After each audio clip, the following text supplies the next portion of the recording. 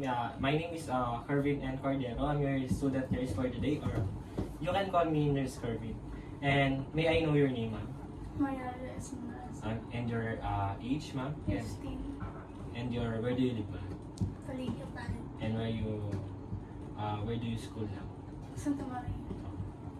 And for this assessment, we will gonna do the thorax assessment, which include the heart, the lungs, and the palpation of the lungs and the heart and the thorax. And I will later I will gonna check your spine for the other kinds of assessment to your spine. And ma'am, first assessment for this is I will inspect your thorax and alignments of your spine. Can you please stand up, ma'am? I will now inspect your thorax symmetry and your spine alignment. And I will now palpate the chest area. May I touch you to your chest area?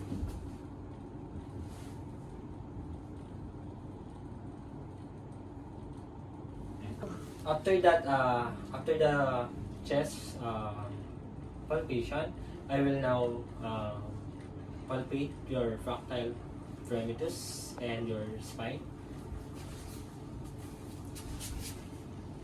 Can you please say 99, ma'am? 99. Louder, ma'am. 99. 99. 90. 99. After that, ma'am, we will gonna do the percussion of your spine, each both sides.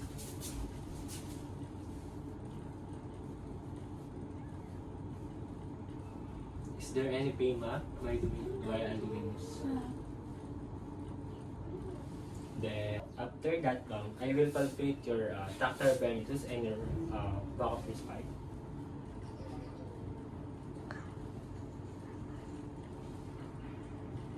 And after that, long pakat. After that, ma'am, I will percuss your chest like this.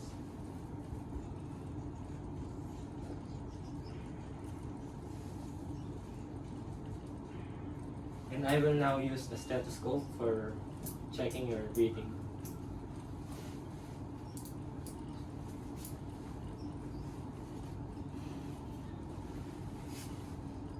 Inhale, exhale now.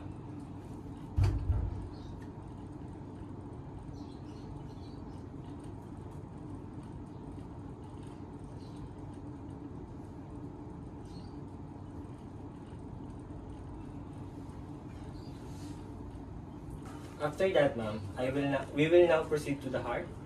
Can I palpate your osculatory areas, ma'am?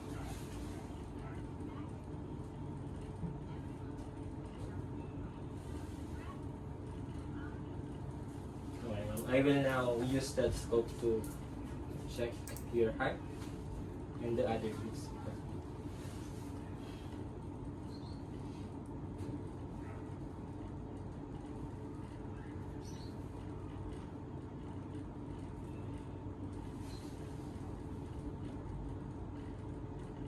Can you please inhale nito?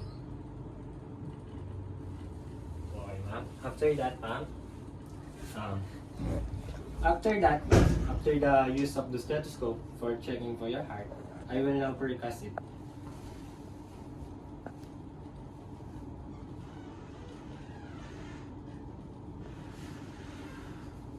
Okay, ma'am. After that, ma'am, we will now proceed to the breast assessment and axillary assessment. But since you are female, we will not do the assessment. Okay, ma'am. Can you please sit and make your comfort?